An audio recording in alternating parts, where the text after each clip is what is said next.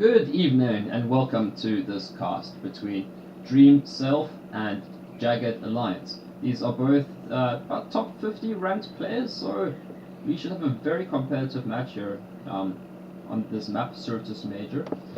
Certus Major has always been a quite a tricky map to play. You've got the expansion up here and down here, so you constantly fight in the top and south of the map. It's also quite a large map, so we can expect a lot of airplay and possibly a number of drops, but we will have to see. We will have to wait and see what these players are going to both do. We can check the build orders. That's always a good idea. Power generator first. That's a bit interesting. You could go all 4 mexes first and then the hydroelectric, and then that will get your power sorted out. And that's a very economical way, but he's probably got something particularly planned here. He might go an air factory or something, but JaggedAppliance is doing the same thing with the pigeon first, so there's a meta here that I haven't been using. I've just been doing the 4 mexes and the hydrocarbon, which seems to work well. But yeah, so far fairly similar builds. This is one of the first casts I've ever done, so that's exciting. And my main goal here is to try and cast more competitive games, to try and do some analysis to explain what and how and why the players are doing what they're doing, and also to try and help new players try and improve their skills as well, so we can get more competitive gameplay going on in the community. I'm going to do a there's a term here for this. I'm not quite sure what it is. Like land build, bridge build, because it's over a cliff. Or cliff build? Cliff build. Yeah, we've got some scouts going on the map, and that's really important because you really have to figure out what your opponent is doing to try and keep tabs of what's going on, so you can react accordingly. Both players still just building up their economy. We've got an air factory that's coming up soon-ish. We've got some reclaim going along here, and yeah, pigeons. All of the pigeons. Because, you know, power is life. DreamSelf doesn't have any scouts in the field yet. JaggedAppliance does, but they're not going to be telling him anything useful because there's nothing there yet. We should be getting some action fairly soon. This is a slow start. It's not really a slow start, but everyone's just ecoing. And what's interesting that you can realize is that although these are very high skilled players, up until about almost the 3-minute mark, both of them, there hasn't actually been any interaction between any of the players yet. So as a new player, you could just copy their build, and up until the 3-minute mark, your skill and your play level would be indistinguishable from a high tier ranked player just by copying what they have done here. And that's very easy to do. You can just watch and pay attention to what and how they're building, and then do that. And that's probably by far the easiest and most efficient way for a new player to learn, is just look at the builds of the higher tier players and just copy them. And then to reverse engineer and try to figure out why they're doing what they're doing. And this is actually really interesting, is that both these engineers have got to these 3 methods at almost exactly the same time. And that's how you know that both players have kind of morphed into the same meta build, and they're basically doing the same thing. They're just very similar build, and yeah, and you can do that too. That's not that hard. And the man is just walking past the cell, not seeing or noticing it. But JaggedAppliance does notice those mantises, and he now has got some plans on the way, and they're coming out to try and win the scouting war. We've got some aircraft flying around. Still no real shooting yet. Another cliff build to try and get these mexes more quickly. The ACU is coming out, and is JaggedAppliance moving his ACU out? It appears his ACU is moving out as well. So again, very similar meta that both of these players are following. Or nope, not really moving now. Just building a land factory. Who's going to win? This is perhaps the most exciting thing I've been in the field at the time. A Tham versus a Mantis. We've got a dodge and a weave. Dodge and weave! No!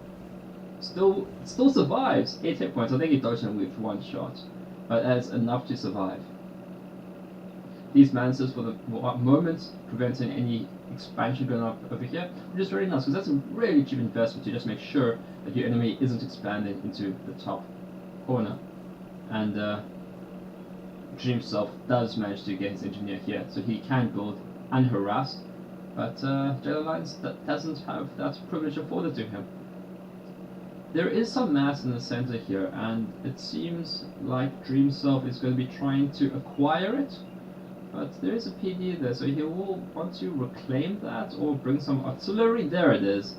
That's the artillery he needs, and then he's going to go for the mass in the center. So I think DreamSelf is definitely a little bit ahead, a little bit unharassed down here, harassing up here, got some advances down the backside. So this is really good. This is also very micro demanding. He's moving units all over the map, trying to secure the center mass as well. But this engineer has got through, and maybe this single mantis, because if a single mantis can prevent an expansion up here, that's really good value for money. And these mantis causing trouble on the back of the base, and things are definitely starting to flare up a little bit. Are they? He's still on tier 1 maxes, T2 max. Okay, so it's not that much economy going on development. DreamSelf is a little bit ahead, but the JaggedAppliance isn't particularly far behind, but the mass incomes are definitely in favor for Dream at the moment.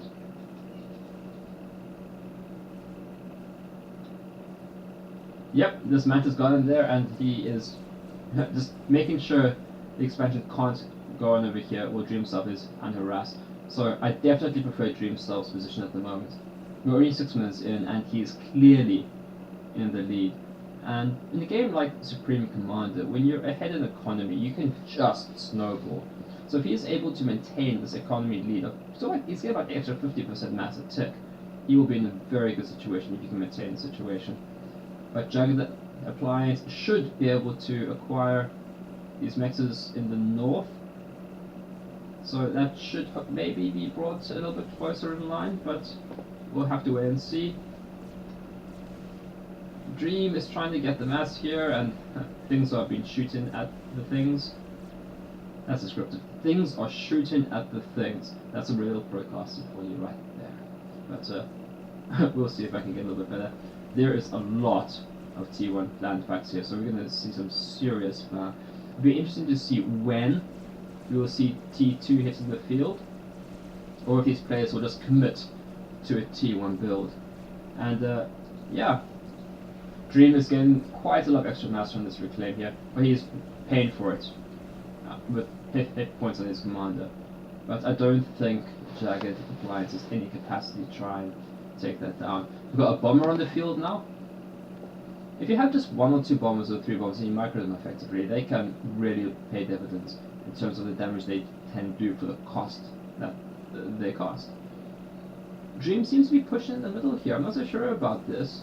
Where's Jagged's commander? Jagged's commander is... Where the heck? There it is! How did I not see that? So we've got to run through. I don't quite know what this commander is doing here. This is... Get in there! This is free experience. You can easily kill them. These guys are killing engineers, and you just stand in there. Oh, that hurts a little bit. Dream is falling back, so this is just a little bit of a harass, trying to kill some engineers.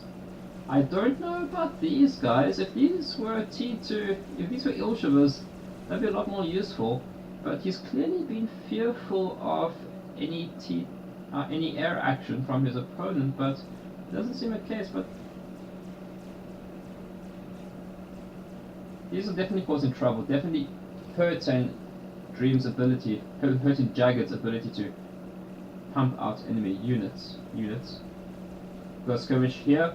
Dream is falling back, but he's pushing us and you get these masses down here. And again, this whole time, Dream has been able to consistently hold a mass lead, and I'm feeling this is going to cascade. I don't like Jagged's position at all. Dream is definitely ahead, and that was just all from the initial first opening minutes. He just got a little bit better economy. He was able to harass very cost efficiently with 1 or 2 Manduses, just denying the top expansion will short well. He got some masses down the back here, causing some harass. And he's even taking out these mass extractors over here, all the meanwhile being able to maintain an economy for himself, maintain the easy T1 mass extractors, and even being able to upgrade well ahead of Jagged, and Jagged is clearly hurting. He's trying to upgrade these things, but or that he might have just stalled en masse, or and that being auto upgraded.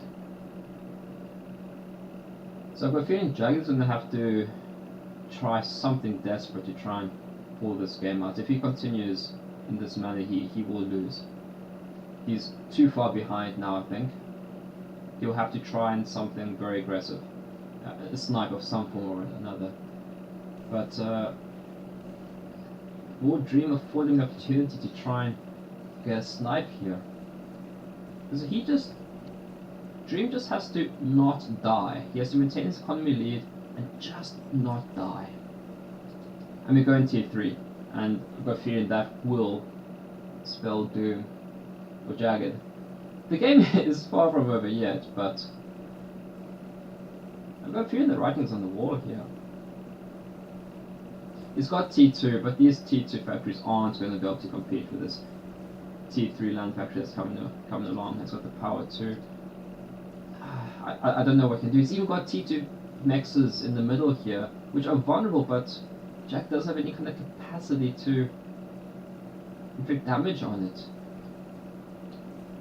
It's a bit moot now, the point with this T2 factory online, but with all these power generators here, T1 airdrop over here with a few artillery could have really caused a lot of damage there. But because he's got a T2 power, it's not going to do any damage now, but 2 or 3 minutes ago, that could have been the case.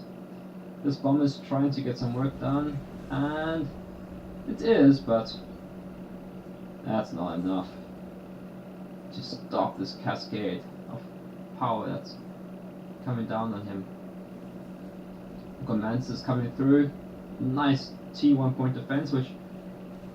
No, he's got artillery. He will be fine. He could just walk all the way through here and take out all these massive structures, and I imagine that's what he is about to do. Up in the north, a little bit of a standoff. But how did these guys get here, and why are they there? They're doing any work there, but I think they're not long for this world. Dream is pushing here, as I would hope he would. You've got the bomber that's still doing some work. 9 kills, that's impressive for a T1 bomber. He's done good work. But it seems like he's in trouble too. Oh, upgrading gun? This is a bit late for a gun upgrade. I'm not quite sure what he's thinking. Is this a last charge? Does he know how bad the situation he's in? Because it's bad. We've got loyalists in the field, and I was hoping he'd push in with these units. I think they could easily take out the situation, but I've got a feeling Dream knows how good a situation he's in. I'm not sure if Jagged knows how bad a situation he's in, or if he's actually scouted all the upgraded mexes that he has. Yeah, if you look at his view, he knows. He knows these are upgraded, and his aren't. Huge. Oh, it's close in the lead, but Dream has been ahead for so long. And he's got loyalists now, and you should just be able to. Well, what could happen here is if Dream gets the gun upgrade, he has gun upgrade, but if he can overcharge the loyalists and take all the damage from his commander with the nano repair upgrade that he's getting, that could work for a while. I don't think it'll win him the game, but will definitely give him more fight to stay in the game. But I don't know if this upgrade is going to be done in time. He needs to put all of his economy in here, but he's only noticed now, or he could only notice now that the loyalists are here, but this is really caught his pants down. Will he get the upgrade in time? It's the loyalists are going north. Do the loyalists know his commander is there? No, they don't. Well, they do now, if Dream paid attention. He's moved forward here, taking out those mexes on the south. They should move to the right. The loyalists are absolutely munching this tier 1 for breakfast. And how is Dream going to try and end this game? He's just trying to... There's a saying in RTS is when you're ahead, stay ahead, keep ahead. Don't try and go all in and win, because then if you don't, then you lose and then you're behind. But when you're ahead, stay ahead. And that saying is never more true in Supreme Commander, because you can always reinvest in your economy. And that's not always the case in many other RTSs. But in Supreme Commander, you can always keep investing in your economy, so when you're ahead, stay ahead, and make sure your commander can't get sniped. I've got a feeling that's Jagged's only chance now of actually winning. Unless I completely underestimated the efficacy of this commander with his upgrades, which may well be the case. But with so many loyalists around, these loyalists, if they just dived into the base, they could do some very serious damage. But his commander is... he's not in a battle position yet, but if Jagged went heavy T3 air, I've got a feeling he might be able to get a snipe in. But will this work? He's definitely... this seems to be an all-in push for Jagged. Because if he loses, he'll lose his calm. These loyalists, I feel, kind of need to be here on his commander or in the main base. At this point in the game, these 2-1 mexes aren't worth the cost of these loyalists going on here. There's too much of a time opportunity cost that's lost here when this is happening. I mean, and he does want to be diving in his commander like this. He will really want to begin the veterancy up on that really quick, because that will give him the hit points and the staying power to stay in this game. It's unlikely he'll go for these Cerebus point defenses, but we'll see. If he's just going to put all his economy into loyalists, there are a lot of loyalists here, and I don't know. I don't know. Oh jeez, I'm too inexperienced with the Cybran Commander upgraded heading towards the loyalists. If he can get a lot of overcharges in, he could do some serious damage, but his hit points will go down fast against this loyalist fire. These loyalists are, yeah, that's not how you want your interceptors to be fighting, but there are much more important things to be concentrating on. And nothing's going inside. He has gone for 4-point defenses. Not the worst idea. How are his loyalists doing? They're standing back. Oh my goodness. This is starting to get a little bit intense. We've got a bit of a base race going on over here. We'll see if he can get these up quick enough in his economy, and it seems like he's going up very slowly. Got some bombers which aren't doing much. And he's starting to get some veterancy now. There's a lot of... I just don't quite know how this is going to turn out. He's overcharging the loyalists as obviously expected. And he's got a lot of T1 units, he's got a lot of Medusa artillery, and they have an EMP which disable what they hit for a short while, which could really be effective. And the loyalists aren't quite doing the damage that they need to, but they're standing back because they don't want to be overcharged. And if he actually kills the T3 factory, that could really be some... That'll stem the flow of loyalists for a while, but these loyalists are doing some very serious damage up here. He's got some PD, he needs it. Yeah, he's got the T2 PD for the range, the T1 PD for the damage. This loyalist is not... his commander is not taking any damage at all. He is just tanking. Get the factory, get the power. And Jagged actually is in a real chance to win this game if he can do a lot of damage, but my goodness, the economy is looking very offsided. I think he needs to get the factory. And if he can get the power as well. But is he going for the comm snipe? His comm is running away. I think he understands the danger.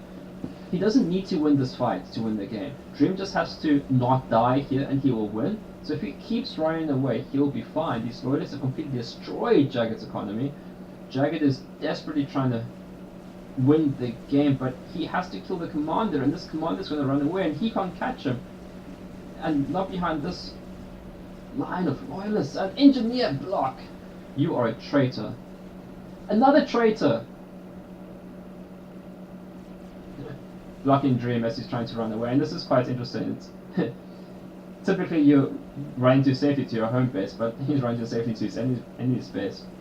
And this commander is just not taking any damage at all. That repair kit that he has is doing a good job, and he can overcharge loyalists, and even if he's not overcharging loyalists, he's getting a lot of damage in.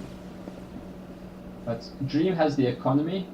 I think Dream just needs to finish this out. Just get some T2 gunships, and I think that's exactly what he's doing. Yeah, he's going to be getting some T2 gunships to end the game. He doesn't want to get caught by this commander. He just needs to stay away from it, and he will win. So he doesn't want to run down here, because then he'll be cornered. So he wants to run around the central feature, ring-a-ring-a-rosy, and that'll be fine.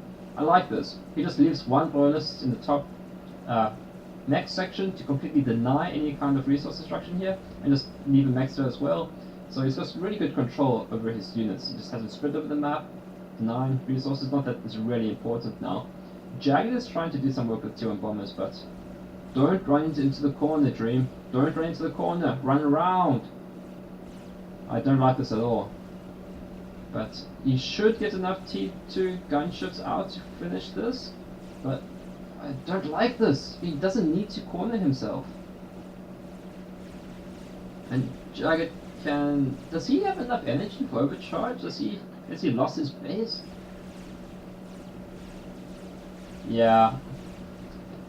It doesn't matter if he does even corner himself. This is the swan song for Jagged. He's not surviving this. And he's got no answer to these T2 gunships. And this is going to be GG. This is an interesting map. Unfortunately, Dream got ahead in economy very early on, just allowing him to cascade.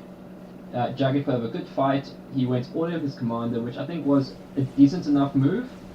He had to do something, and it worked a lot more effective than I thought it would have done.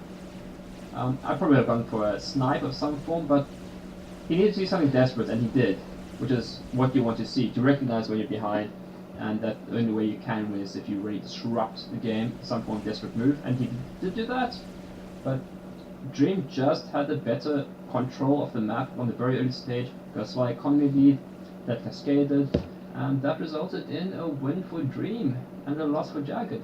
So the real lesson from this map, or from this game rather, is just, it was economy. Dream was able to get a slight economy lead early on, and he managed to stay ahead. Well, thank you for coming by, and I hope you enjoyed the cast, and I will catch you guys next time.